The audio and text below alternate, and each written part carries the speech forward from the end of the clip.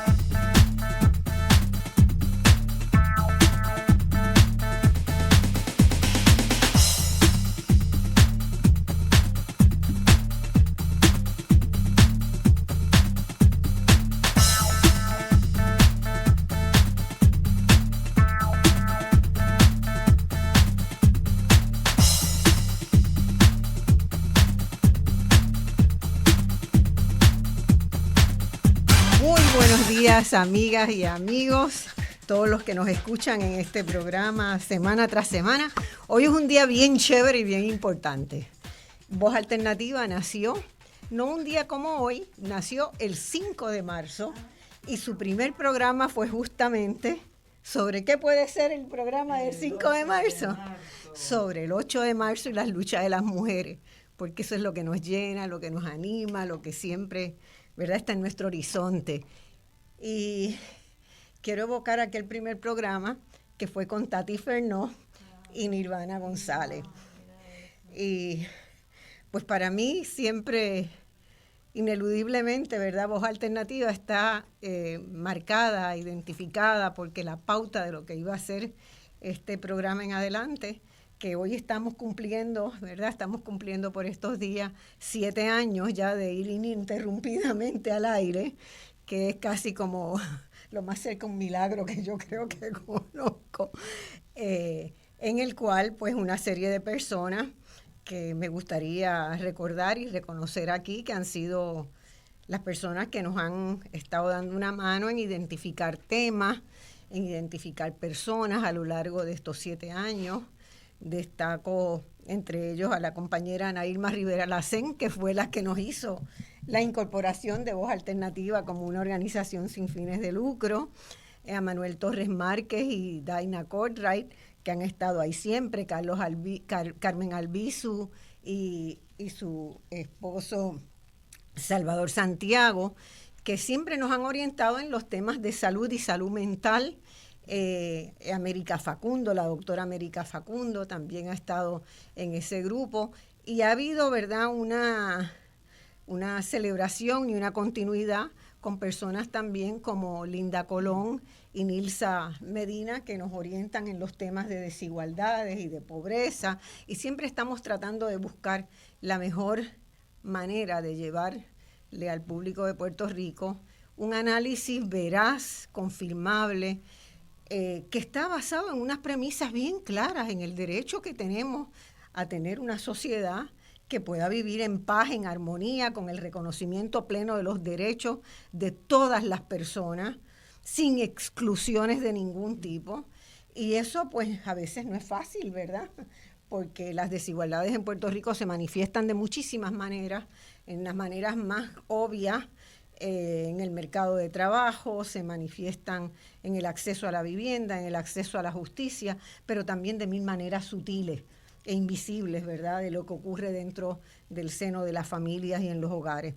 Así que gracias a la audiencia que nos ha estado siguiendo durante, una audiencia muy fiel que tiene, y muy grande, cada vez más grande, que tiene Voz Alternativa, incluso entre la diáspora de Estados Unidos, de la diáspora puertorriqueña. Este programa es un programa que se escucha muchísimo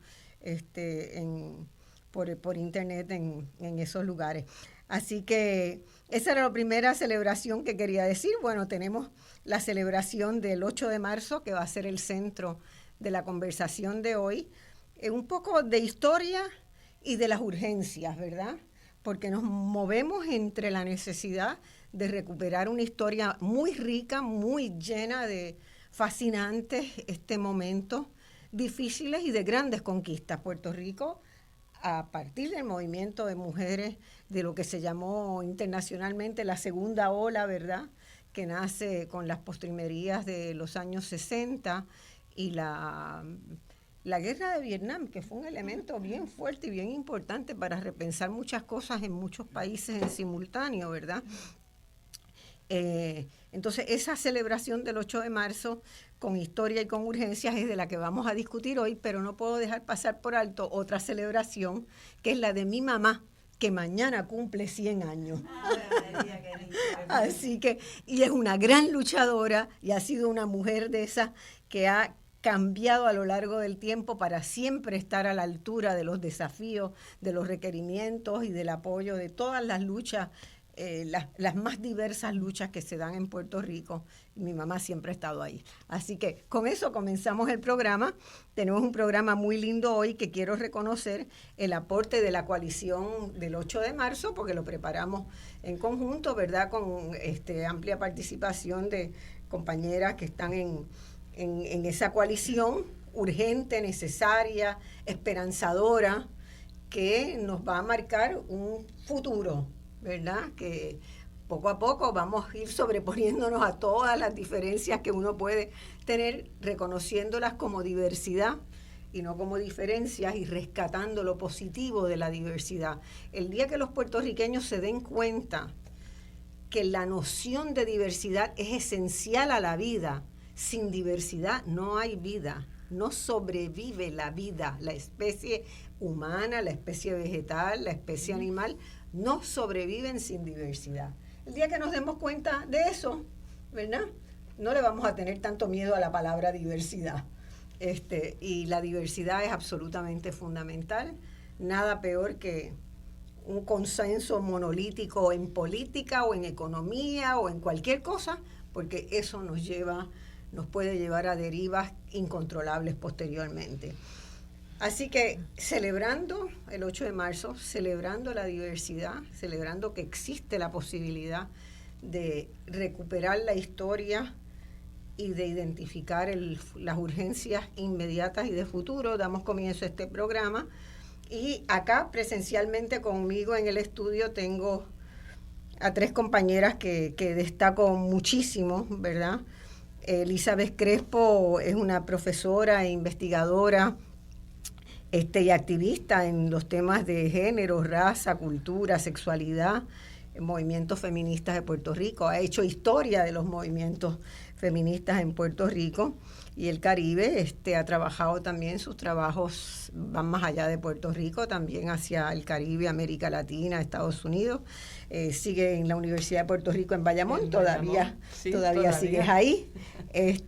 Y sé que siempre tiene una agenda de trabajo por delante que combina docencia, investigación y activismo, ¿verdad? Que es para mí una mesa de 3 patas que es muy sólida y muy fuerte y que es la orientación que debemos tener. Tenemos a Josefina Pantoja Oquendo, más conocida por Josie, ¿verdad?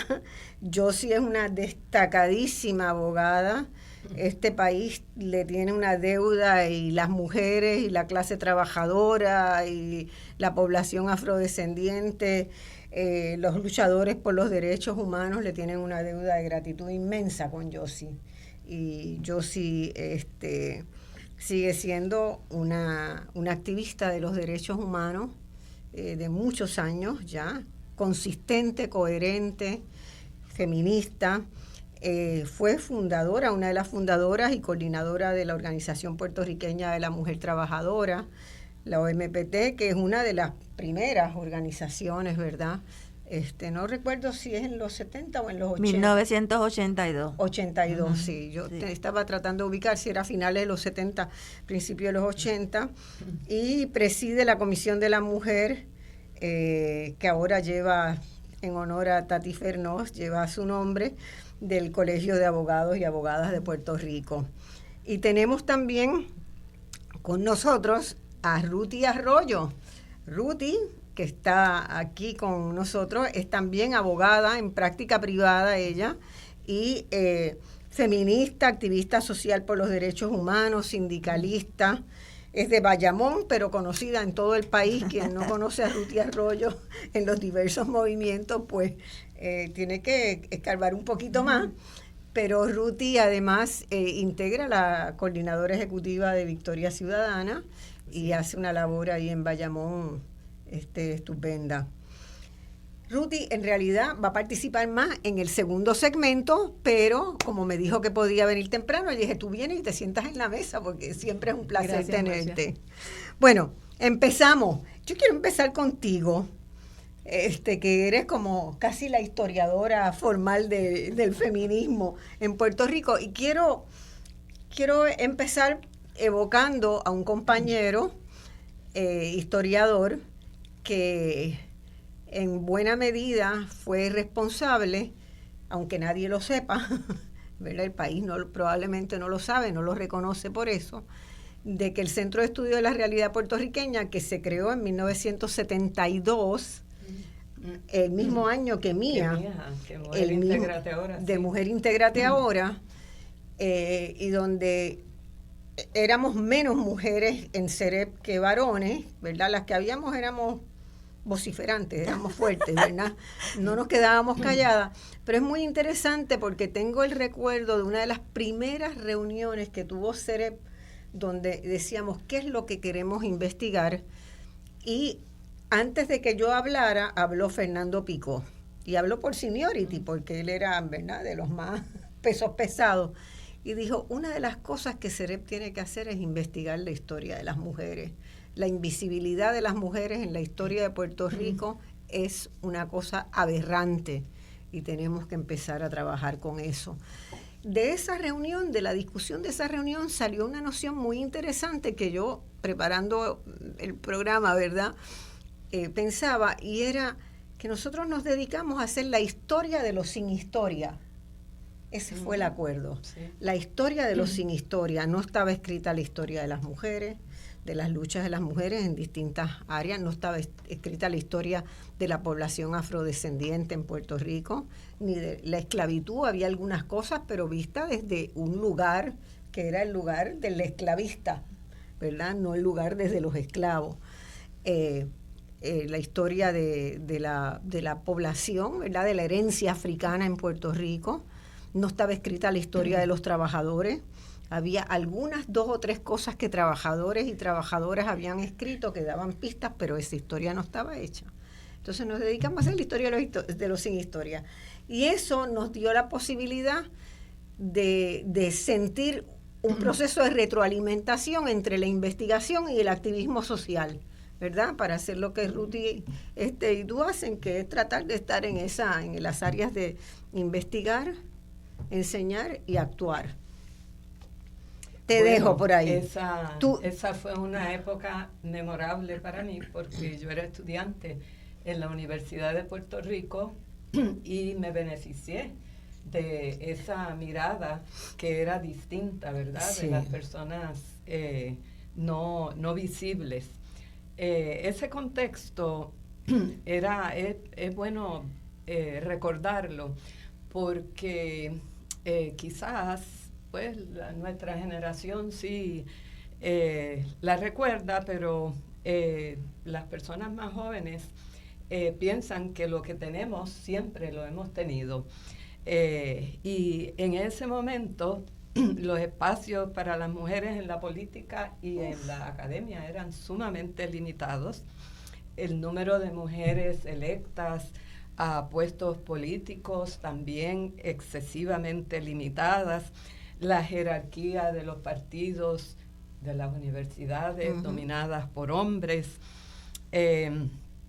Y entonces se dio en ese momento un estudio de la Comisión del Gobernador sobre el estatus de la mujer en el 1968 que decía que no había discrimen contra la mujer.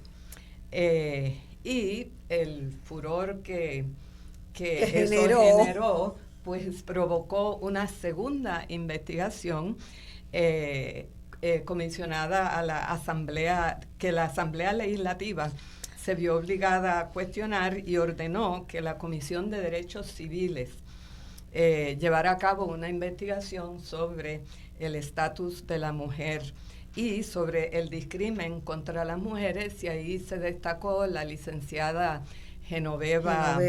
Rodríguez de Carrera y la doctora Belén Serra, sí. Nombrada a una comisión sorprendentemente no dominada por hombres.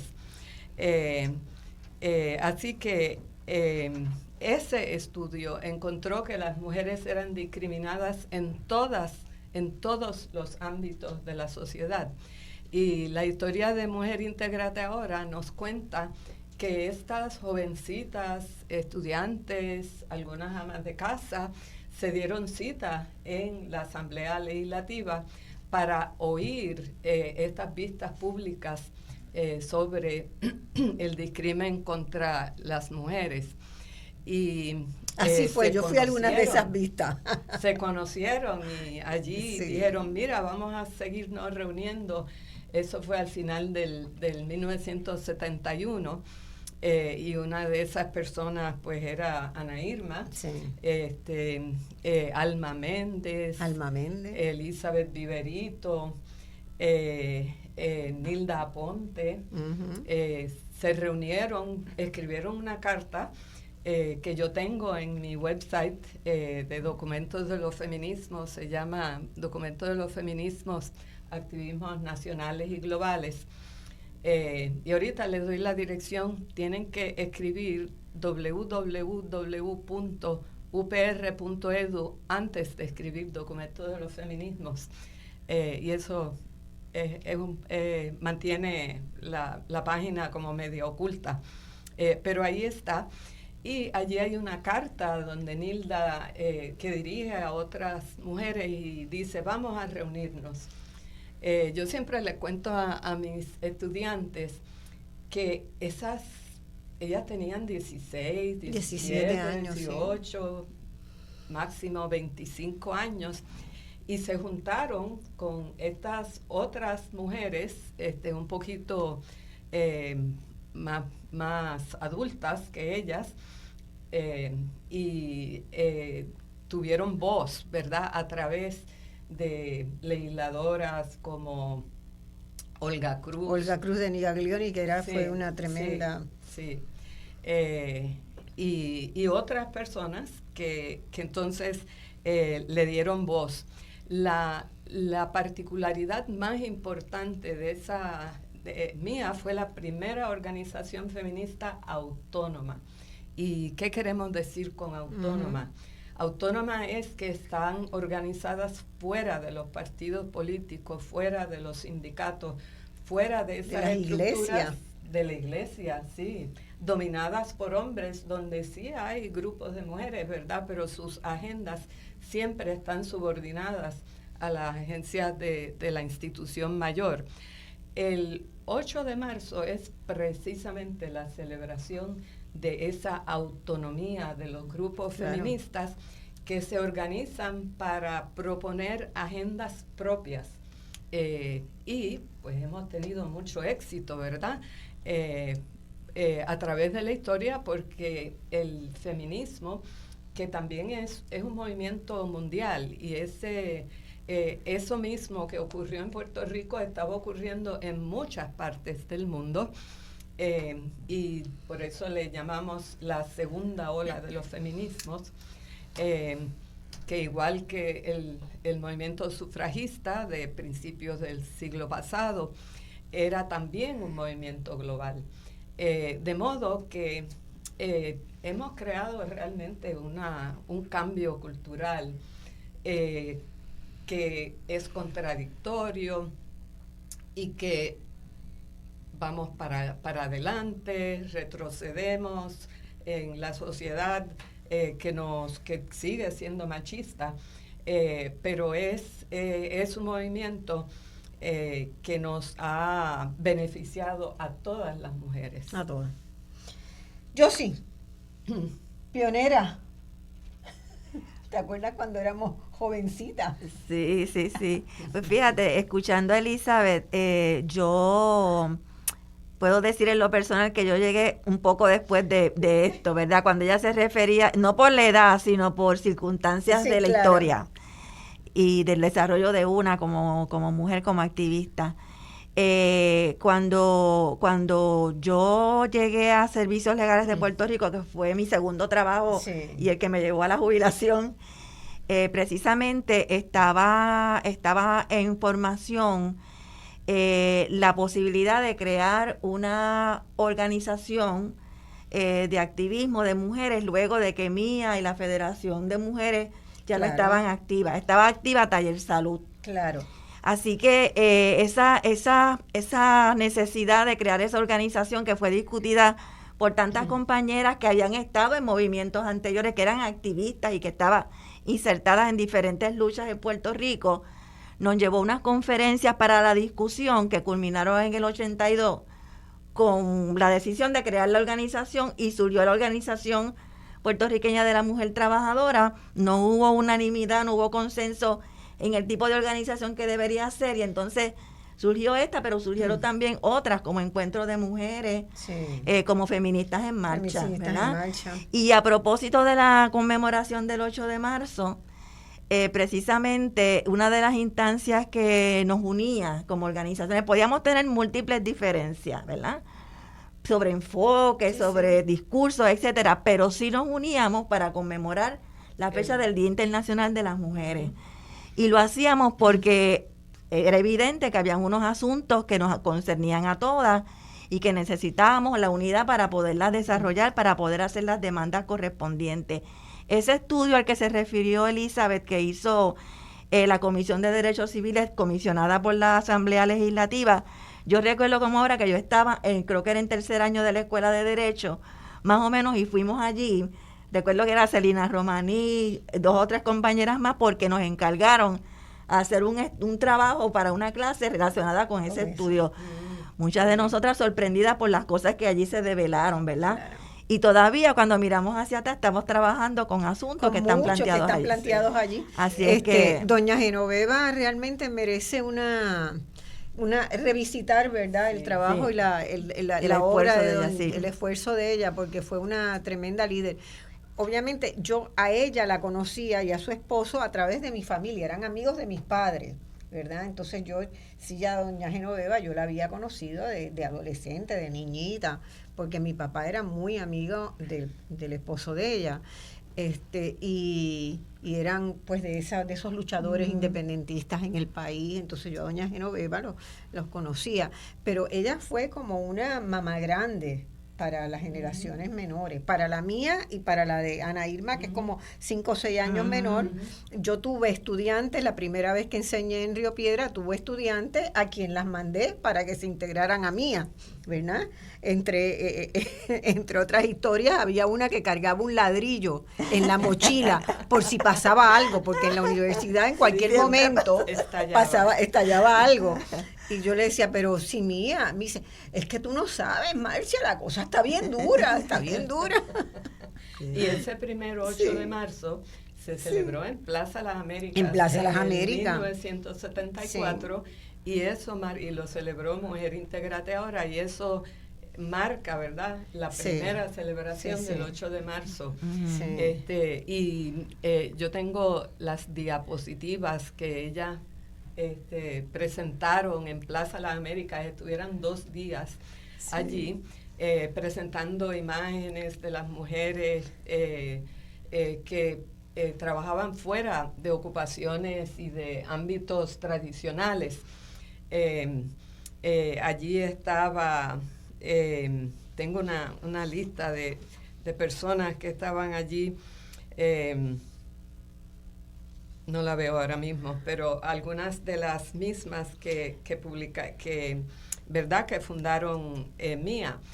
Y lo que a mí me llama la atención de esos primeros años, como ustedes están diciendo, es que sus agendas eran las que seguimos teniendo. Sí, son las que seguimos teniendo. Yo recuerdo, no sé si Mía fue quien lo organizó, no estoy segura, pero hubo tempranamente una protesta, una marcha que se hizo frente al Hotel Dorado, el Dorado Beach Hotel, Sí, contra Miss Universo, que se celebraba aquí.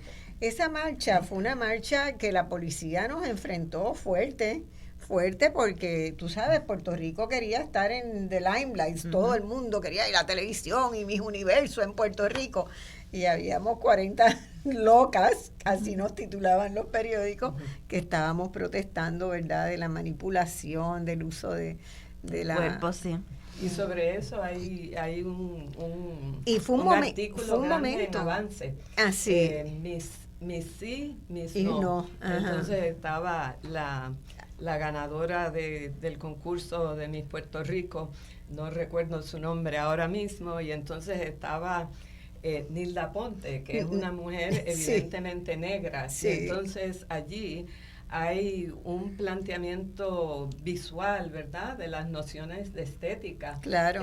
sobre la belleza. Así que ese tema Sí. es un tema también de los feminismos del 70. Bueno, y ahí se toma, yo lo tengo muy presente porque de esa protesta, Isabel Picó y yo, Isabel era integrante también de CEREP, decidimos que había que hacer una investigación sobre el cruce de raza y género, que no se había todavía pensado, pero a partir de ese debate que suscitó el Miss Universo en Puerto Rico, y preparamos una propuesta, se sometió una propuesta y conseguimos hacer una investigación con apoyo de la Agencia Federal de Discriminación, Oficina de Igualdad de Oportunidades. el Equal Opportunity Commission, con el apoyo del Equal Opportunity Commission sobre el discrimen étnico y racial en Puerto Rico, en el mercado laboral. Fue una investigación, ahí participó Isabel Ocenón y participaron Carmen Padilla también y otras personas. Pero fue una investigación muy importante porque por primera vez se revela, ¿verdad? Se develan la confluencia entre el discrimen racial con el discrimen de las mujeres. Sí. Era clarísimo. Si eras mujer negra, estaba frita.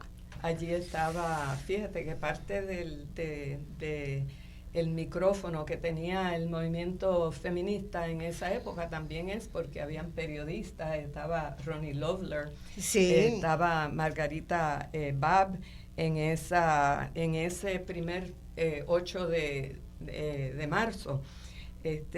Eran estudiantes, amas de casa, profesionales, algunas abogadas, y uno de los sitios donde aparecían muchos artículos sobre Mujer Intégrate Ahora era en el San Juan Star. Sí, San Juan Star. Precisamente por y en Irruté eventualmente, que entró un poquito después, pero en IT también fue una que le dio Lorelai Albanese, también estuvieron pendientes del tema. Sí, y sus temas eran justicia social, eran muy variados, contra la explotación económica, el feminismo como movimiento político que busca liberación no solamente de las mujeres, sino de toda la sociedad. Y eso fue un planteamiento que yo creo que Mujer Intégrate Ahora acuñó muy temprano en su historia. Igualdad en el trabajo, igual paga por igual trabajo, los centros de cuidado para la niñez. Ese reclamo que todavía sigue. Que no nos consideraran objetos sexuales, el derecho a controlar nuestros cuerpos, a decidir cuándo queremos, cuándo no queremos tener hijos o hijas, contraceptivos seguros, no a la esterilización forzada, aborto a petición. Antes de Roe versus Wade, las mujeres en Puerto Rico estaban en la agenda. El aborto a petición, porque el aborto es legal en Puerto Rico desde principios del siglo pasado. Amor libre, sexualidad de la mujer, ese MIA informa, en verdad, esa publicación. Ellas tenían el tacón de la chancleta. Eso te iba a comentar, el tacón de la chancleta también fue otro. Y entonces era bien contestatario, ¿verdad? Sí. Porque en esa época hablar del placer sexual de las mujeres, eso era terrible, ¿verdad? contra la lesbofobia, y de hecho fueron protagonistas también Ana Irma, que leyó la declaración de la comunidad de orgullo gay, que también se formó en 1974. Así que fíjense que como decía Marcia, es una época de mucha actividad. Y hay otro cruce interesante en el ámbito laboral, y es que con el sindicalismo se hacen también alianzas para la formación de cuadros sindicales con perspectiva de género, ya claramente de formar líderes mujeres. Sí, así es. Ese aspecto del sindicalismo es claro durante ese tiempo, y de hecho algunas llegamos al feminismo por la vía del sindicalismo, claro, como fue mi caso, ¿verdad? Porque la unión en la que yo militaba en el trabajo, pues promovía, de hecho su convenio colectivo fue el primer convenio colectivo, marcó la pauta para cláusulas importantísimas con perspectiva de género. Así que posteriormente eso ha seguido siendo así. Hoy día no hay tantos sindicatos que siguen esa línea, pero sí tenemos importantes uniones que respaldan los reclamos de las mujeres y participan inclusive en la coalición 8 de marzo. Sí. Y el otro tema que seguimos con la machaca, ¿verdad?, de la perspectiva de género en la educación, que eso no le llamamos así, sino los roles de las mujeres y cómo se representaban a las niñas en los libros de texto. Eso hicimos también. Aide Jordán Molina. Aide, claro, Aide hace ese estudio saliendo de CEREP. Y después que con Isabelita habíamos hecho una serie que es muy interesante porque conseguimos recursos para no nos permitieron hacer libros alternativos, ¿verdad?, en las negociaciones con el Departamento de Educación, pero sí que pudiéramos hacer un libro suplementario para cada grado. Sí. Y lo hicimos. Ahí estuvo Lidia Milagros González, escribió uno, yo escribí otro, Isabelita otro, y se tomaron todos los temas que tomaba el curso, pero mirados desde una perspectiva de equidad. Y hay una serie. Esa serie. Yo la tengo, podemos cotejar porque yo tengo también algunos. Entonces esa serie en República Dominicana se adoptó y le dimos la autorización para que los publicaran a través de Magali Pineda, que era una gran activista. República Dominicana empezó a utilizar esos libros. En Perú empezaron a utilizar todos los libros y nunca conseguimos que en Puerto Rico se utilizaran. Sí. Nunca conseguimos. Y una tragedia. Yo los he mirado y todavía son relevantes. Sí. Y muchas compañeras que han hecho investigación sobre ese tema los han utilizado como referencia para materiales ulteriores que se han preparado. Sí, fue una serie realmente importante. Bueno, redondeamos aquí este primer segmento. Vieron que nos queda corto el tiempo siempre. Sí. Vamos a hacer después un programa, Elizabeth, con algunas de esas pioneras. Quiero señalar también claro, la reforma de familia y el código de familia también. Quiero hacer un señalamiento bien importante y un reconocimiento a Taller Salud, porque Taller Salud se dio a la tarea de hacer una serie de entrevistas que aparecen. Si usted busca Taller Salud en YouTube, va a tener una serie que se llama Las Pioneras. Y esa serie son entrevistas con algunas de las personas, ¿verdad?, que estuvieron en esas, incluyéndome, que estuvimos en ese segunda ola del feminismo. Son cortos, son como de 10, 15 minutos en promedio, 20 minutos cada uno, pero son preciosos, están muy bien hechos por Carla Cabina, que es una cinematógrafa de Puerto Rico muy reconocida y muy buena documentalista. Y están disponibles en YouTube. Y hay que hablar de Taller Salud, que hay mucho que hablar. Y Taller Salud, lo que ha crecido, admirable. Así que la próxima vamos a hacer una serie, porque esto no termina aquí con el 8 de marzo. Nuestros 50 años empiezan hoy. Sí, muy bien. Bueno, vamos a una pausa y volvemos de inmediato con Voz Alternativa. Hoy hablando, ¿verdad?, de la historia de las luchas, de los desafíos del presente y de lo que vamos a hacer el viernes 8 de marzo. Por Radio Isla 1320. Ya estamos de regreso al análisis de los temas que te interesan. Escuchas Voz Alternativa por Radio Isla 1320.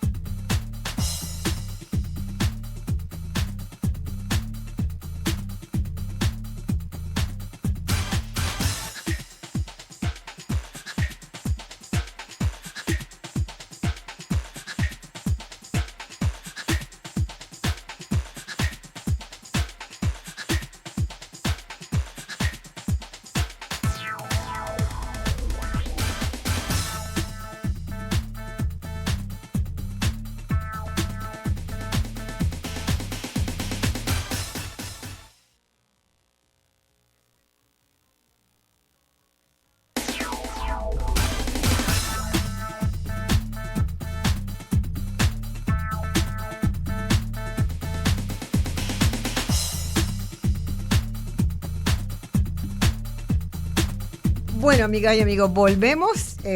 Seguimos con la segunda parte de este segmento, de este programa de Voz Alternativa, hoy dedicado al tema del 8 de marzo. Y queremos en esta sección, ¿verdad?, del programa, vamos a ver los planes que hay. Hay unos planes para el viernes 8 de marzo. Vamos a tener a Ivonne Lozada entrando en unos minutitos, pero tengo en el estudio a Ruth Arroyo, que la habíamos presentado antes, que es abogada con práctica privada, una líder social, legal, feminista, de Bayamón, pero de todo Puerto Rico, porque está en todas las causas siempre. Tenemos también a Angélica Costa, que es una organizadora sindical, y es portavoz también de la coalición del 8 de marzo. Bienvenida. Gracias. A este programa. Y vamos a tener a Ivonne Lozada, que ustedes la conocen porque tiene un programa acá en esta emisora.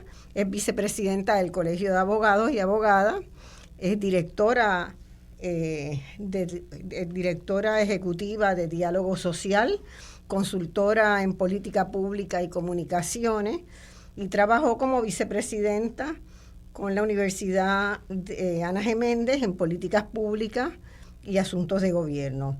Hoy es candidata al Senado por el Distrito de San Juan, por el Partido Popular, y también es diseñadora gráfica y fotógrafa en su tiempo libre. En unos minutos estará Ivonne con nosotros. Está con nosotros Ivonne. Saludos, Ivonne. Buenos días. ¿Me escuchas, día, Ivonne? Max. Sí, escucho. Creo que tienen problemas técnicos. A ver. Sí, estoy aquí. Yo creo que se está. Acá no estamos escuchando, pero Estoy aquí. ¿Está entrando Sí. la llamada? Hola, Ivonne. Sí, ¿me escuchan, Marcia? ¿Será que no tengo volumen? Ivonne, Okay. saludos. Acabo de presentarte. Saludos. Y reconocerte. Estoy Esperaba verte aquí, pero vamos a hacerlo por teléfono porque estamos con alguna dificultad creo que ahora nos están poniendo el sonido, está en el aire. Así que ¿Me escuchan ahora? ahora te escucho perfectamente. Ok. Un placer estar contigo, Ivonne, y tenerte en Voz Alternativa. Sí, un placer estar con ustedes y de conversar con Michael, que llevaba rato en el chat a ver si podíamos resolver el asunto técnico. Sí, bueno. Aquí estamos. ¿Quién quiere empezar con...? ¿Tú? Dale. Pues en primer lugar, ¿por qué hacer esta actividad y por qué es tan importante este 8 de marzo? No es un cualquier 8 de marzo ¿verdad? El país ha llegado a una situación de hastío, se vive una crispación general, nos tienen sumamente preocupada, ¿verdad? La continuación diaria prácticamente de noticias de abusos contra mujeres, de personas que desaparecen, de personas que están perdidas, de alertas por personas que están perdidas, de feminicidio.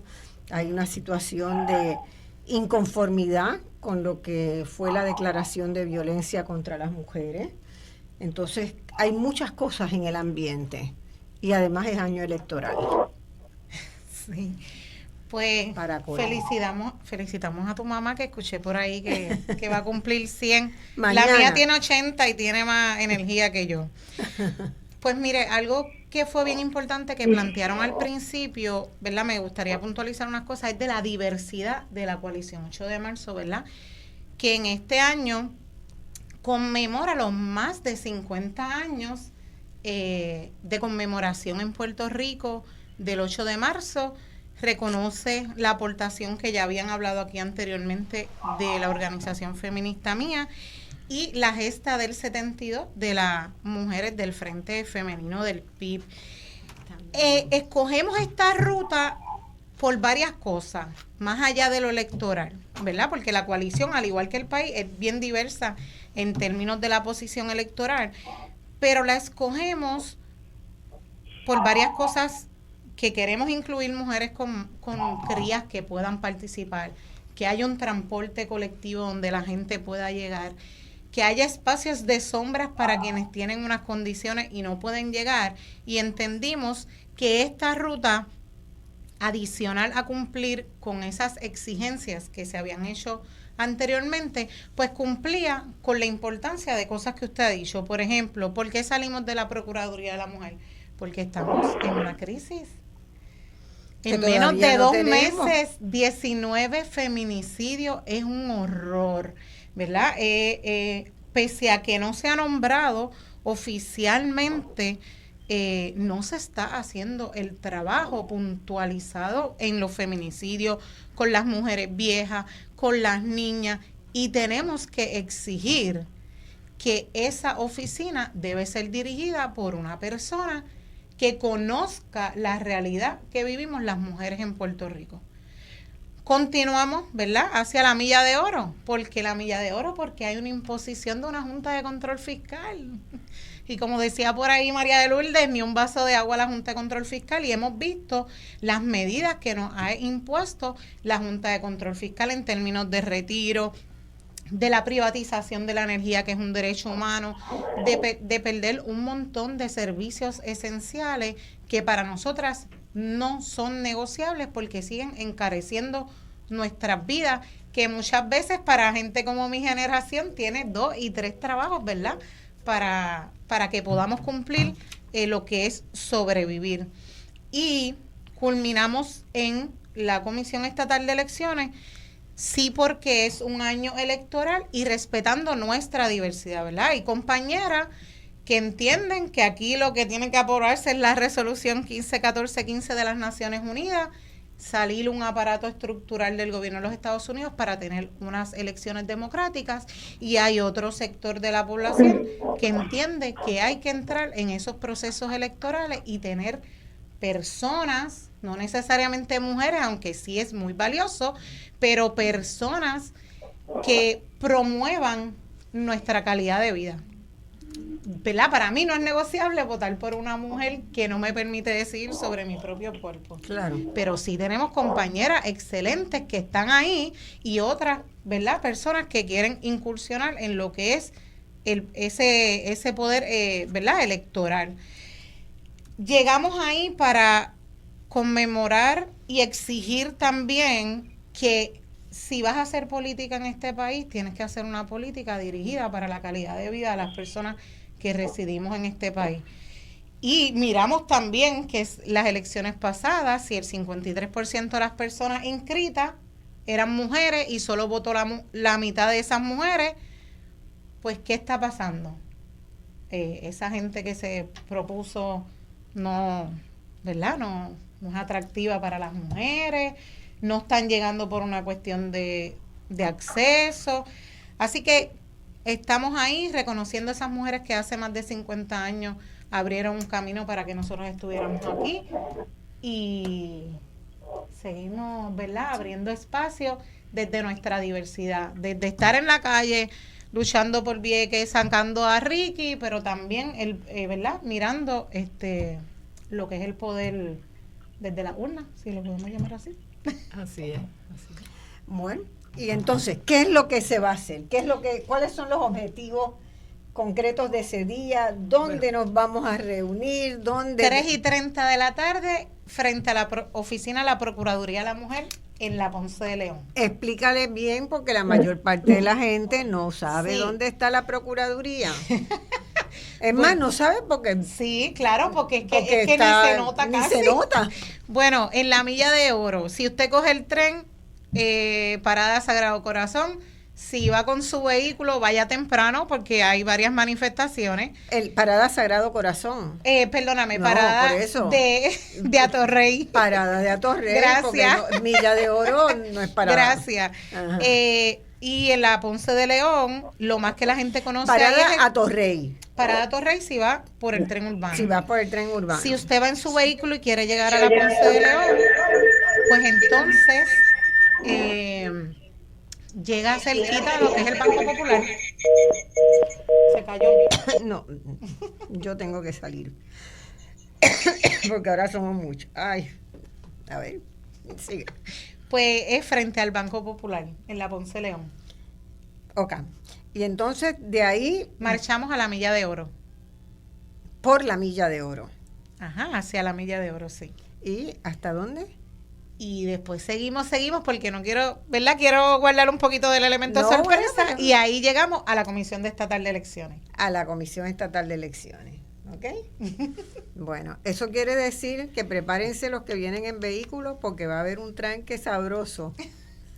Así es, así es. Y yo pienso que el trabajo que han hecho las compañeras de la coalición 8 de marzo este año ha sido extraordinario, continuando unas tareas que nos impusimos, ¿verdad? Cuando comenzó esta coalición en particular, que fue para la entrada de Luis Fortuño en la gobernación, que queríamos sacar a toda la diversidad de mujeres a la calle, ¿verdad?, para conmemorar el 8 de marzo, pero también para tener una mesa de diálogo cada vez que nos reunimos, hacer una reevaluación de dónde estamos, ver qué es lo que tenemos que señalar, qué es lo que tenemos que exigir y la importancia de que todas estas cosas sean visibles, ¿verdad? Que hagamos una actividad colectiva que muestre a las mujeres en todas sus diversidades, ¿verdad? En mi experiencia, yo llego a los feminismos desde que era estudiante, que es donde tengo como el primer contacto, que estoy en la huelga del 81, y después me voy a estudiar a Estados Unidos, y cuando regreso me integro a una organización que se llama Taller de Formación Política, y en esa organización pues trabajé primeramente con el tema de aborto, ¿verdad?, y de derechos reproductivos, y empezamos así a conocer activistas feministas del país en el tema de eso, ¿verdad?, de ese tema que ahora está tan disputado, ¿verdad? Y entonces siempre mi enfoque o mi trabajo ha sido trabajar en coaliciones, tratar de promover coaliciones amplias, coaliciones inclusivas para poder adelantar los temas, y todo eso desde ese tiempo yo siempre lo vi como una acción política, porque a veces pensamos que la política solamente es la política electoral, y estamos tantas mujeres en tantos espacios haciendo política, desde las organizaciones. Vi que ahora hay un grupo de productoras cerveceras en la coalición. Y agroecologistas mujeres. Y agroecologistas mujeres. También. Le doy un saludo a su ley de los Cobravos, que la conozco y la aprecio mucho. Y así estamos viendo cada vez más mujeres integradas en las comunidades, en la cuestión del cambio climático, en tantas cosas, porque las mujeres estamos en todas partes. Esa es la bueno, yo te manera. voy a hacer una afirmación aquí que puede lucir muy osada, ¿verdad? Yo realmente creo que la experiencia que han tenido las mujeres y que han podido canalizar en eso que tú dices, de hacer coaliciones, de hacer asociaciones, de ponernos de acuerdo. Son 25 puntos, nos ponemos de acuerdo en 10 ahora, y a lo mejor la semana que viene podemos llegar a otros 5 y después a otro. Eso a nivel de Puerto Rico lo vemos, ¿verdad? Pero no lo vemos en las organizaciones dominadas por los varones. Eso no pasa en los partidos políticos, eso no pasa en las iglesias, eso no pasa en las logias, eso no pasa en los otros espacios institucionales que están donde están los hombres. Pero las mujeres han ido con un mecanismo que mi amigo Nelson Álvarez Febles dice siempre que es como un rizoma, ¿verdad? Ajá. Como crecen los jengibres por debajo de la tierra y se van expandiendo y de momento salen para arriba. Así es. Y eso es lo que yo siento que hay en los movimientos de mujeres en Puerto Rico. Y por eso en todos los temas de discusión, hoy los liderazgos son de mujeres. En la vivienda, quienes están dando las peleas grandes por vivienda asequible, ¿son quiénes son? Mujeres. Yo quisiera aportar un poco porque sé que esto entonces, es por internet. Vamos contigo ahora, que ya te veo ahí que estás adelante. Pues mira, hay algo, y en esa misma línea de lo que es el liderato natural de las mujeres, hay algo que nos ha quedado muy claro, particularmente después de los huracanes Irma y María, y luego con los sismos que impactaron a Puerto Rico, y es que la inmensa mayoría de los líderes comunitarios hoy son mujeres. Mujeres que levantaron a las comunidades con la creación de comedores comunitarios, brindando asistencia, cuidado a adultos mayores, abriendo caminos, levantando cooperativas para suplir energía a las comunidades, creando huertos comunitarios para alimentar a la comunidad, organizando redes de comunicación, asistencia, apoyo, you name it.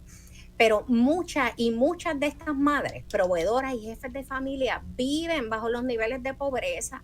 Nosotros nos hemos pobrado y hemos escuchado mucho, repetidas veces, que la mujer es la columna vertebral de la familia y el pilar de la comunidad, que el rostro de la pobreza es de mujer, pero aún así, y siendo la mayoría en términos poblacionales y electorales, seguimos tratándola como si fuera una minoría, negándole igualdad de derechos y participación efectiva dentro de lo que debería ser, lo que debiera ser una democracia verdaderamente representativa, una democracia o un país que pretende y se llama a sí mismo democrático, pero que en su práctica ignora, discrimina, invisibiliza y margina al 53% de la población, no merece llamarse democracia. Así que es un poco, esta frase de que la mujer es la columna vertebral de la familia, el pilar de la comunidad, tiene que dejar de ser un cliché. Y es un cliché político que se utiliza cada 4 años, pero no se pone en vigor y no lo vemos en los presupuestos del país, porque es el presupuesto del país el verdadero programa de cada gobierno. La pobreza de las mujeres nace de la desigualdad. Y nace principalmente esa desigualdad por la falta de accesos y de participación en los espacios de poder. Como decía ahorita, hoy las reformas educativas, las reformas económicas, todas las reformas del país son principalmente definidas por hombres, no por mujeres. No tienen la visión de la mujer y, como dije, del 53% de la población. Pero las víctimas son las mujeres. Las víctimas de las malas políticas son las mujeres. Los niños, los adultos mayores, porque estamos ignorando esa visión de mundo, esa experiencia de vida que por más que sea es distinta y por las necesidades que vivimos. Así que sí necesitamos más mujeres en posiciones de poder, en posiciones de toma de decisión, tanto en el sector privado como en el sector público. Pero como decía Angélica, no basta con que sean mujeres. Exacto. Es importante que cada mujer que ocupa un espacio de decisión, ya sea público o privado, entienda lo que representa a ella como mujer dentro de su comunidad y en las diversas comunidades. Yo soy abogada y tengo una visión de mundo y unas expectativas, necesidades y responsabilidades como abogada. Las tengo dentro de mi entorno comunitario, las tengo en mi entorno como mujer, en la comunidad de mujeres del país. Bueno, a todas esas comunidades hay 4 días para movilizar a todos los grupos, las asociaciones, las maestras. Y seguir preguntándonos quiénes faltan en estos espacios, teniendo presente que aquí ninguna se puede quedar atrás. Y yo creo que lo hacemos, las mujeres hacemos políticas todo el tiempo, más allá de los 4 años, ¿verdad? Estamos en la lucha comunitaria, estamos en la lucha sindical, ambiental, ¿verdad? Agrícola, como estamos diciendo. Así que somos la mayoría. y ciertamente somos las asesinadas por ser mujer, porque hay una política pública que no se implanta con una educación con perspectiva de género, ni con una atención de emergencia para paralizar y atender los feminicidios y muchas otras cosas que tenemos con el nivel de pobreza, ¿verdad? Uno los reclamos, y yo no sé si Ruti también quiere abundar en algo, es no solamente el igual paga por igual salario, es que nosotras, o las mujeres crían, o las mujeres trabajan, y las mujeres añaden el cuidado de nuestras viejas y viejos, son las que se encargan de la limpieza, y todos esos trabajos nosotras no los tenemos remunerados. Exacto. Y es hora de que eso se aplique. Sí, porque esos trabajos, que son cosas que añaden valor a todo, a toda la vida, no se cuentan, no se manejan, no se computan, no se reconocen, y de esa manera invisibilizan el potencial y la importancia que tiene el rol de la mujer en toda la sociedad. Y es importante señalar y recalcar, las exhortamos que vayan a la marcha del C8M, y también que recordemos que termina en la Comisión Estatal de Elecciones, porque hemos caminado por 50 años y tenemos ahora un terreno maduro para elegir personas.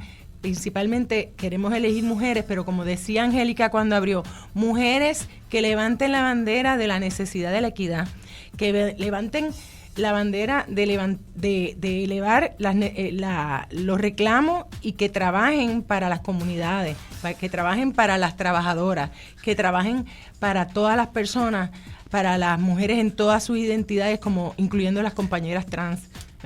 Y ese es el llamado, que estemos ahí y que ejerzamos esa política, y que reconozcamos las mujeres que pueden ser electas y que pueden de verdad representarnos. Bueno, muchos comentarios de la gente que nos está viendo por Facebook Live también. Recuerden que es otra manera de verlo, y que a las 11 de la noche se repite de nuevo el programa.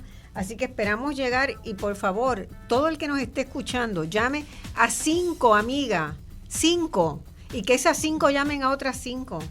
Y vamos a... Así mismo, viernes 8 de marzo, 3:30 de la tarde, frente a la Procuraduría de la Mujer, y culminamos en la Comisión Estatal de Elecciones, y va a haber un espacio para la gente que vaya con sus niños, niñas, que esté allí, y ellos van a tener también y participar con unas actividades, así que nadie se puede quedar en casa ese día, y vamos a conmemorar a las mujeres que aquí en Puerto Rico hace más de 50 años han conmemorado este día, y a las mujeres que dieron su vida porque pudiésemos votar, pudiésemos trabajar, etcétera, etcétera, etcétera. Nos recuerda una que nos está escuchando de que en el 1972 el Partido Independentista, el Frente Femenino del PIB, hizo ¿verdad? Una conmemoración, y se le dedica, ¿verdad? La dedicatoria incluye al Frente Femenino del PIB del 72 y a la organización mía, de quienes estuvieron hablando en el panel anterior.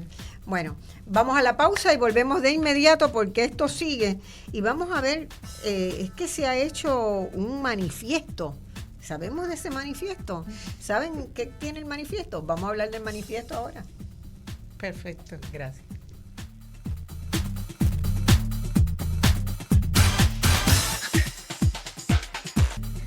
Bueno, mis amigos y amigas, estamos aquí, vamos al tercer segmento, y en este tercer... que vente aquí al lado mío, no me dejas aquí en esta mesa grande, porque me encanta que estés, porque siempre eres una apuntadora de comentarios muy ilustrados. En este tercer segmento vamos a trabajar, vamos a entender, vamos a recibir a amigas que son muy importantes en esta discusión. Tenemos a Natalia Santos, está por ahí en la imagen. Tenemos a Natalia Santos, es profesora de español y de derechos humanos en la Facultad de Estudios Generales de la Universidad de Puerto Rico en Río Piedras, integrante de Democracia Socialista, y es portavoz también de la coalición 8 de marzo. Saludos, Natalia. Tengo muchas ganas de conocerte personalmente. Así que tenemos que hacer una cita de un cafecito por ahí. Así es, Marcia, acá también. Porque te he ido conociendo por referencias y realmente quiero conocerte personalmente. Entonces está también Zair Pujols, que es profesora también de filosofía, fundadora y presidenta de Vínculo Animal y reconocida por su fiscalización de recursos naturales. Ella no le quita el guante de encima a recursos naturales, y también por su lucha contra el cautiverio y las actividades ilegales y el maltrato animal en Puerto Rico, y una postura filosófica, ¿verdad?, de la necesidad de una convivencia entre las diversas especies que habitamos el planeta Tierra, y eso incluye las personas, los animales, las plantas, y a mí me gusta mucho ese acercamiento, lo comparto plenamente. En la actualidad aspira también a ser electa a la Cámara de Representantes por el Distrito 10 de Toabaja y Cataño por el Movimiento de Victoria Ciudadana, y nos alegra siempre, ¿verdad?, confirmar que las mujeres se están movilizando también en el espacio político, y es colaboradora en la sección de opinión del Nuevo Día, donde escribe con frecuencia sobre estos temas. Saludos, Zair, un placer tenerlas a ambas en Voz Alternativa. No sé si tenemos... Zair, tu micrófono creo que está El apagado. micrófono, no te escucho por micrófono. Zair, ¿lo tienes encendido? No escucho el micrófono de Zair. A ver si le puedes revisarlo. Bueno, vamos a ver en qué consiste este trabajo que se ha estado haciendo del manifiesto. Ya un poco hemos hablado de la diversidad dentro de la coalición, ¿verdad? Pero una de las cosas que uno encuentra es que con relación a las pioneras de la segunda ola, ¿verdad?, las de la segunda ola abrieron el espectro de los temas que se consideraban. Las primeras, las sufragistas, se encargaron de abrirnos un espacio para entrar en el proceso político electoral y ganar el derecho al voto. Y había algunos otros reclamos, por ejemplo, en el ámbito de educación, la formación de las mujeres educadoras, sobre métodos anticonceptivos. Los métodos anticonceptivos, ¿verdad? Había algunos temas. La segunda ola abrió eso, expandió eso un poco más, y yo creo que la gran contribución que se hizo desde ese grupo inicial de la segunda ola fue haber identificado la relación entre género y desarrollo, ¿verdad? Y desarrollo económico y social, y tratar de incidir en que las políticas de desarrollo económico tuvieran una consideración de género. Y me parece que, ¿verdad?, en términos generales, el gran resultado de eso es que hoy no se puede hablar de desarrollo sin consideraciones de género. Eso fue una victoria muy importante. Y veo ahora, ¿verdad?, en esta nueva oleada que se está generando en el feminismo más joven en Puerto Rico, todavía una amplitud mayor de temas que se están considerando, y que no están jerarquizados. O sea, no es que este sea más importante que el otro, sino que hay una visión de un feminismo mucho más integrador de la vida, de las personas, y eso me hace muy feliz. Sí, el feminismo ecológico. Ajá. Y nos alegramos tanto del trabajo que hace Zair. Sí. Así de conciencia animal. Así que, bueno, pero el manifiesto, cuéntenme. Pues mira, para hablarte del manifiesto un poco, algo significativo de este año ha sido que la coalición decidió transformar lo que en años anteriores había sido el documento de reclamo, que es un documento importante porque es el que reúne la visión que se trata de impulsar en las acciones del momento, y que reunía de manera consensuada. Creo que eso es muy importante destacarlo, que si bien somos una coalición muy, muy diversa, todas las decisiones se toman de manera consensuada. Esas reuniones que se hacen semanalmente son fundamentales para poder ir enhebrando esa esa visión que queremos impulsar en el 8M. Así que lo que se solía hacer de manera consensuada, una lista de reclamos, exigencias principales, en este momento pues decidimos cambiarlo. Este año nos pareció que había que pasar de los reclamos a las exigencias o las exigencias a las afirmaciones. Uno de los temas que nos convoca este año es precisamente el poder político de las mujeres, que las compañeras estaban discutiendo hace un momento magistralmente, y ese poder nadie nos lo da o reconoce, está en nosotras. El gobierno no nos da derechos ni dignidad. Esos derechos son nuestros y la dignidad pertenece a cada persona. Así que entendimos que había que cambiar la narrativa o el discurso para subrayar el poder que está en nosotras. Y en lugar de reclamos y denunciar y exigir, pues más bien se habla del cumplimiento de lo que nos es propio. Y con eso en mente, decidimos que el medio que mejor expresa una afirmación contundente de nuestros derechos y condiciones es el manifiesto. ¿Y qué es un manifiesto y en qué se diferencia de una lista de reclamos? Pues el manifiesto tiene una larga tradición política y en la literatura es un género discursivo cuyo origen es pues principalmente político, ha sido empleado también, como mencioné, por artistas y escritores vanguardistas de principios del siglo XX, sobre todo para establecer programas y principios de ruptura con las tradiciones en el arte de aquel entonces. De hecho, es una de las épocas más fascinantes para estudiar de la literatura contemporánea, porque esas rupturas se dieron tanto formales como temáticamente en todo el arte y provocaron unos cambios que tienen que ver con la libertad creadora y con la noción que hoy tenemos del arte mismo. Así que el manifiesto es una cría de las revoluciones. La Declaración de Independencia de los Estados Unidos de 1776, por ejemplo, la Declaración de los Derechos del Hombre y del Ciudadano de 1789, que se pronuncia en el contexto de la Revolución Francesa, y precisamente 2 años después, en 1791, la Declaración de los Derechos de la Mujer y la Ciudadana de Olympe de Gouges, perteneciente a esa primera ola de los europea de las feministas ilustradas, constituye uno de los primeros manifiestos feministas de la historia.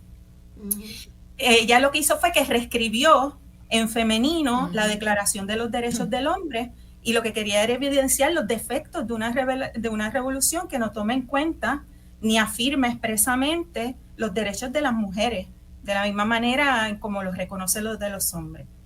Y ese manifiesto, aunque no tuvo muchas repercusiones la política considerable, sí las ha tenido a nivel simbólico para nosotras, porque representa esa afirmación de una mujer de sus derechos y libertades como ciudadana y ser humano. Así que los manifiestos feministas tienen si pensamos en ese de Olympe de Gouges, una larga historia. Se me ocurre pensar en otro que ha sido fundamental para los feminismos antirracistas y anticoloniales de esta nueva ola que se ha recuperado, pertenecía a la segunda ola que ustedes estaban describiendo ahora, y es el manifiesto de la colectiva Combahee River, que desde el título alude a una genealogía del que emerge las acciones liberadoras de Harriet Tubman, antiesclavistas en el siglo XIX.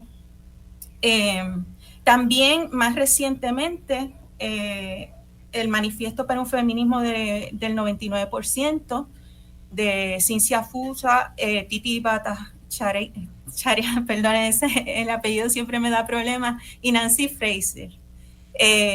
Y en ese manifiesto, que se los recomiendo que lo leamos y lo releamos muchas veces, mide el estado de situación de los feminismos actuales y advierte sobre la diferencia entre un feminismo neoliberal y aquel que denomina el 99%, que se construye a partir de la sabiduría de las luchas feministas recientes. Yo creo que eso hay que subrayarlo.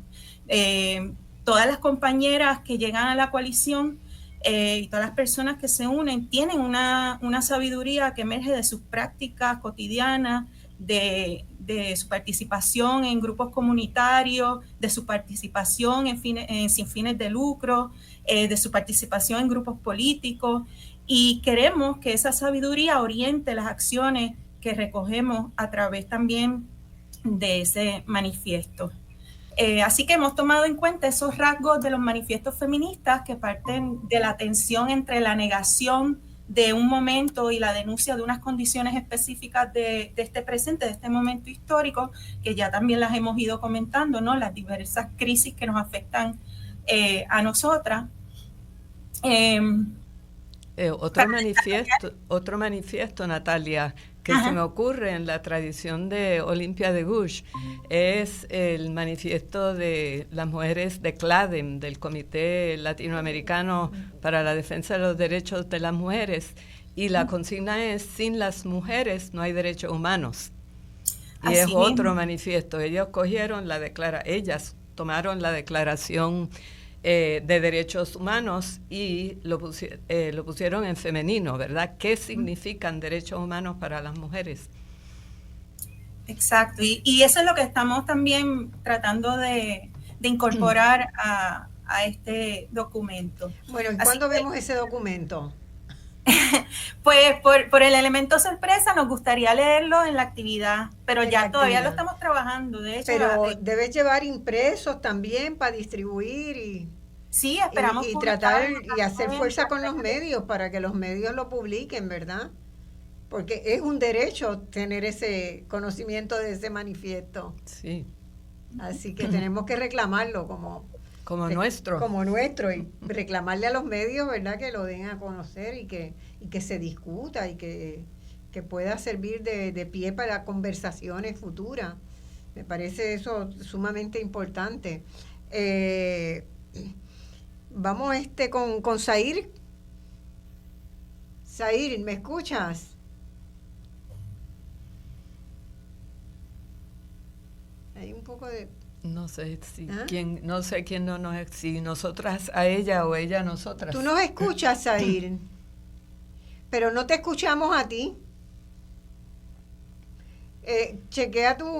Verifica tu micrófono. ¿Te podemos llamar por teléfono para que entres por teléfono? Muy bien. ¿Quieres hacer un comentario en lo que yo le mando? Sí, voy a aprovechar en lo que la compañera se integra. También un elemento que pensamos tiene que ver con la estructura, ¿verdad? Así que planteamos desde el principio como una especie de introducción 3 reclamos fundamentales que son los que se han ido discutiendo a lo largo de este programa. Número 1, la memoria y el legado de las pioneras que han comentado al principio. Así que ese es el punto de partida. Y como parte también de ese legado, hablamos sobre nuestra solidaridad internacional. Debemos recordar que el Día Internacional de las Mujeres Trabajadoras, en su propósito originario, tenía que ver con unir las expresiones y la solidaridad de las luchas feministas de todo el planeta. Así que para nosotras ha sido muy importante afirmarnos también en ese propósito inicial, que constituye esa afirmación de una tradición que es muy valiosa de los feminismos, que es la solidaridad internacional. Y este año nos solidarizamos con las mujeres y la niñez de Palestina, que en esta semana se cumplen 7 meses de bombardeos y exterminio deliberado por parte del Estado de Israel. Y esa masacre ya supera las 30.000 muertes, de las que se estima que 25.000 muertes son mujeres y niños y niñas. Así que ante ese descomunal panorama, como feministas, porque esto es un asunto feminista, como decía yo, sí que nos concierne a todas, cualquier acción dirigida a visibilizar la injusticia histórica cometida contra el pueblo de Palestina es ineludible. Y en tercer lugar, como parte de esa introducción o esa serie de afirmaciones principales, pues afirmamos nuestro poder político, que eso pues lo discutieron hace un momento, ¿verdad? Las compañeras Ruth y Angélica e Ivonne. Y una de las razones es porque es un año electoral. Sin duda no es lo único, pero sí nos pareció importante destacar que se trata de un llamado al ejercicio de nuestros derechos políticos a través del voto y la participación política. Y eso incluye también una afirmación que expresa una concepción de sociedad a la que aspiramos. Por ejemplo, la denuncia por la incapacidad que por parte del gobierno de cumplir con sus deberes de garantizar y la seguridad de la vida de las mujeres y las personas trans. Por eso nos pareció que como parte de esa parte de la introducción, aludir a la necesidad de que ese ejercicio político se haga desde una perspectiva feminista interseccional, que es otro de los rasgos que caracteriza a nuestra ola feminista. Es lo que mencionaba Marcia, de que somos un feminismo que nos alimentamos de los logros que otras feministas han conquistado anteriormente, pero que hemos ampliado, y también que ahora enfatizamos la interrelación de las opresiones y de cómo se manifiestan a nivel estructural. Por eso es importante aludir a la necesidad de que, como dije, que se haga desde una perspectiva feminista interseccional como estrategia de prevención, muy importante la educación con perspectiva de género, pero también que incluya conciencia de las desigualdades y la interrelación entre raza, género y clase, así como una perspectiva anticolonial, descolonizadora y antiespecista. Y ahí les dejo con Zair que la dura en eso. Muy bien. Comentario. Todavía estamos ahí. Tenemos a Zair. Todavía. Zair, no tienes este micrófono. No he podido conseguir que la... Esa perspectiva transversal, Natalia, la vemos en los feminismos, yo creo que de todas las épocas. Precisamente personas como Simone de Beauvoir, ¿verdad?, que hablaba de la mujer como la otra. Y es una tradición que surge de nuestras realidades y del hecho de que estamos en todas partes y que las opresiones, las distintas formas de exclusión, pues nos atraviesan a todas de formas bien diferentes.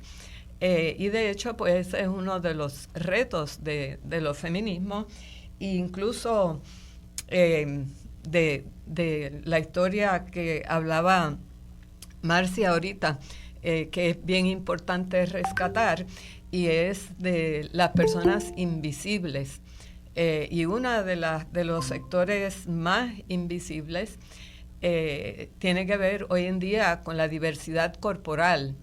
Las personas intersex, por ejemplo, ese cuestionamiento de las identidades binarias que amplía el ámbito del accionar feminista y de exponer, ¿verdad?, esas personas que tienen derecho a tener derechos.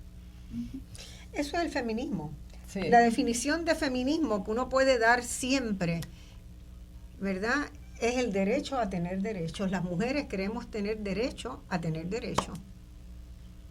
Sí. Así es. Y entonces, para cerrar, para que tengan una visión más completa del trabajo del manifiesto, además de esa introducción, incluimos también una serie de afirmaciones específicas, que son 8.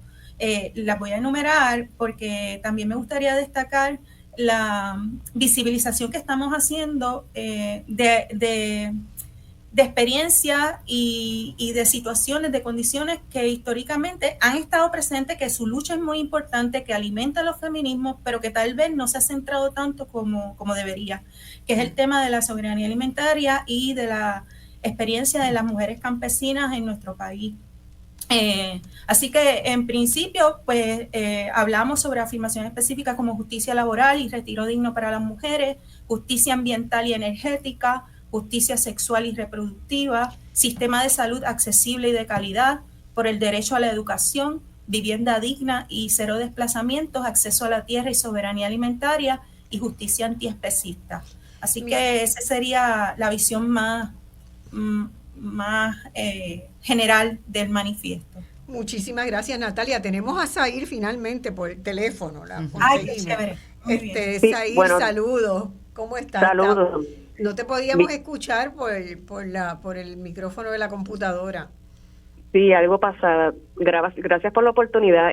Continuando brevemente, ¿verdad?, por el tiempo con lo que hablaba la compañera Natalia sobre el manifiesto, pues una de las partes de la propuesta es precisamente la justicia antiespecista, y este tipo de justicia lo que hace es un llamado urgente precisamente para visibilizar la necesidad de proteger y defender a otros seres sintientes que pues históricamente han sido excluidos, ¿verdad?, por pertenecer a otra especie, a toda consideración moral y política en la sociedad.